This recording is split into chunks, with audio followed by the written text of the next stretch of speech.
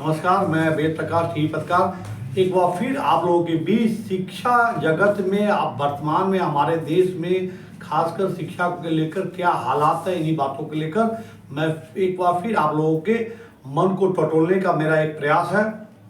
देखिए, तो भारत में आज उच्च शिक्षा के क्या हालात है, जैसा मैं कल भी अपने एक वीडियो में मैंने बताया कि बिहार विश्वविद्यालय में आपने देखा होगा कि एमपी जैसे उच्च शिक्षा के क्या हालात है। 2000 छात्रों के पैसे ऐसा माना जा रहा है कि एक छात्र से लगभग 1 लाख रुपए तक की वसूली की गई है। 11 वर्ष बीतने को है, आज भी इन लोगों को डिग्री नहीं मिली है।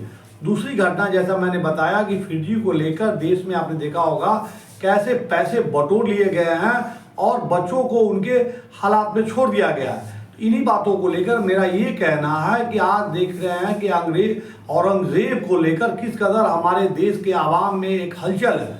तो औरंगजेब को कब्र खोदने को लेकर जो हमारे मन में जो एक बेचैनी है, एक सवाल है, आज जो ये जिंदा औरंगजेब है इनकी खोज खबर कौन लेगा? जो हमारे ही देश के नौनिहालों, हमारे ही देश के जो बच्चे हमारे देश के भविष्य कहे जाते हैं, उनके साथ जो ये इनकी जो कारगुजारियां हैं, पैसे बनाने को लेकर किस कदर इन्होंने धोखा किया है। ऐसे औरंगजेब हमारे संविधान और कानून से कब तक बचे रहेंगे? मेरा सवाल ये है वो तमाम बड़े ओहदे पर बैठे हुए लोगों से कि आप अपने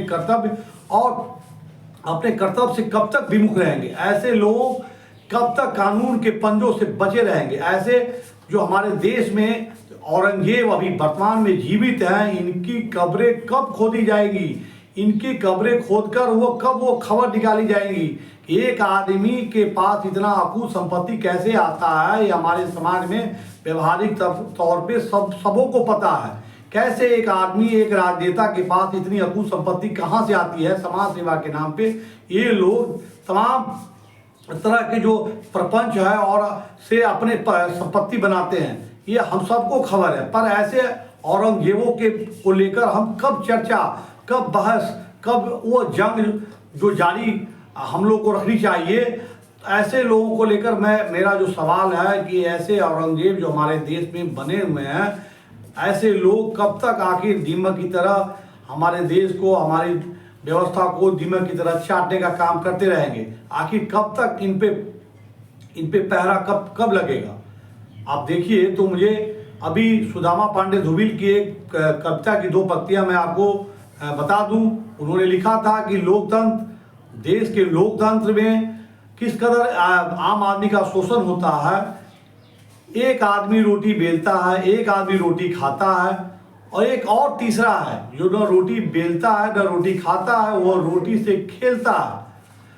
तो सवाल यह है कि वो तीसरा आदमी कौन है? इस पर मेरी संसद मौन है। कितना तीखा प्रहार उन्होंने हमारी व्यवस्था पर किया था कि वास्तविकता हमारे समाज की, देश की ये सच्चाई है कि कुछ लोग अपने प्रपंच से किस कदर ढेर सारे पैसे दौलत बनाते हैं और कितने लोगों का इन चीज़ों में शोषण और दोहन होता है। ऐसे लोगों की चुप्पी, ऐसे लोगों को किस कदर उनका मनोबल बढ़ाते हुए हमारे समाज में आज़ादी से लेकर आज तक देखा जाए तो देश की जो आर्थिक अर्थव्यवस्था है, कुछ मुट्ठी भर चंद लोगों के हाथों में, धन्ना सेठों के हाथों में कठपुतली की तरह खेलती है।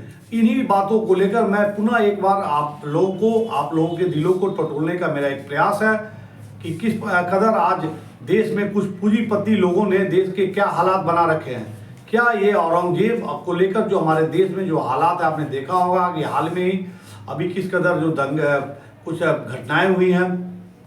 खासकर मैं आपको बता दूं कि औरंगजेब को लेकर जो माहौल बनाया गया है, इनके क्या माने मकसद है। मैं समझता हूं कि मकसद जो भी हो, लेकिन आज जो जीवित लोग हैं, जो हमारे बच्चों के, हमारे समाज में किस कदर उन्होंने पैसे बनाने के लेकर समाज का जो हालात बना रखा है, क्या ऐसे लोगों पे खबर नहीं होनी चाहिए? ऐसे लोगों पे बातें नहीं होनी चाहिए? जो सफ़ेदपोश लोग समाज में, वो उनको जो मान सम्मान प्राप्त है कि इन्होंने इतने पैसे बना लिए, चाहे वो तरीका जो भी हो, तो ये कितनी दुखद बात है। तो समाज में ऐसे लोगों को आईना समय पर अगर नहीं दिखाया जाएगा तो समाज आने वाले समय में आप देखेंगे जो कोचिंग माफिया है, शिक्षा माफिया हैं, जो ऐसे लोगों को आप, इनकी संख्या दिनों दिन बढ़ती ही जाएगी और जो शोषित होने वाले और जिनका दोहन और शोषण हो रहा है, ऐसे लोगों की भी संख्या बढ़ेगी। तो समाज में इस तरह के जो मापदंड है, ऐसे लोगों के लिए जो संवैधानिक प्रावधान से ऐसे लोग बचे रहते हैं, तो ऐसे लोगों पे मेरी गुजारिश है सरकार से, समय रहते अगर नकेल न कसा जाए तो ऐसे लोग हमारे देश के लिए खतरा साबित हो सकते हैं। तो ऐसे औरंगजेब जैसे जो लोग हैं, जो आज समाज को इस तरह से दीमक की तरह चाटने का काम कर रहे हैं, ऐसे लोगों पे सख्त से सख्त कार्रवाई हो ताकि इन चीज़ों की पुनरावृत्ति दोबारा न हो सके देश में। इन्हीं बातों को लेकर मेरा अगला वीडियो भी होगा, विशेष तौर पे विशेष विश्लेषण के साथ मैं पुनः एक बार कल फिर आपके साथ शाम 5 बजे बने रहूँगा। आप लोग अपना सहयोग देकर मेरा मनोबल अगर बनाते हैं तो मैं आपके साथ, मेरा वादा है कि तब तक जब तक हमारे बच्चे जो फिटजी स्कैम में फंसे हैं उनके पैसे उनके खाते में नहीं आ जाते हैं, मेरा जो ये समय है मैं उन बच्चों के लिए अपना देता रहूँगा। और दूसरा, जैसे मैंने बताया कि बिहार